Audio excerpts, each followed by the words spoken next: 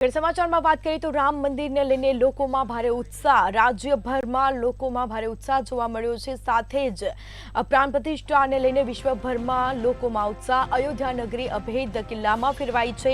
પ્રાણ પ્રતિષ્ઠા મહોત્સવને લઈને કડક સુરક્ષા વ્યવસ્થાઓ કરી દેવામાં આવી છે, કારણ કે લાખો પબ્લિક આજે અયોધ્યા ખાતે પહોંચવાના છે। ખુદ પીએમ મોદી પણ જવાના છે, મોટા મોટા સેલિબ્રિટીઓ જવાના છે, તો સંત મહંતો સાથે જ અનેક લોકો અયોધ્યા ખાતે પહોંચ્યા છે। Red yellow zone 12 anti drone સિસ્ટમથી સુરક્ષિત કરવામાં આવ્યા છે।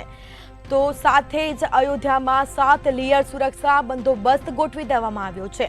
અયોધ્યામાં 10,000 સીસીટીવી કેમેરાની નજર સાથે જ સીઆરપીએફની 6 કંપની, પીએસીની 3 કંપની સુરક્ષા બંદોબસ્ત ગોઠવી દેવામાં આવ્યો છે, અને જેમાં પીએમ મોદીની સુરક્ષામાં 3 ડીઆઈજી, 17 એસપી, 40 એએસપી તૈનાત રાખવામાં આવ્યા છે।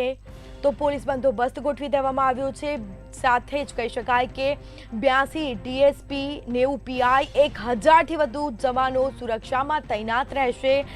13,000થી વધુ જવાનો અયોધ્યામાં તૈનાત કરવામાં આવ્યો છે। તો સાથે જ અયોધ્યા નગરી અભેદ કિલ્લામાં ફેરવાઈ હોય તેવા દ્રશ્યો, તો સુરક્ષા પણ ગોઠવી દેવામાં આવી છે। કોઈ અનિચ્છનીય બનાવ ન બને તે માટે પોલીસનો ચુસ્ત બંદોબસ્ત ગોઠવી દેવામાં આવ્યો છે। રામ મંદિરના પ્રાણ પ્રતિષ્ઠાને લઈને વિશ્વભરમાં અનેરો ઉત્સાહ લોકોમાં જોવા મળ્યો છે।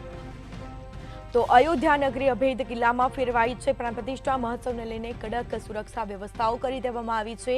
સાથે જ લાખો પબ્લિક અયોધ્યા ખાતે આજે આવવાની છે, અને જેને લઈને ચુસ્ત બંદોબસ્ત કહી શકાય પોલીસ દ્વારા કરી દેવામાં આવ્યો છે।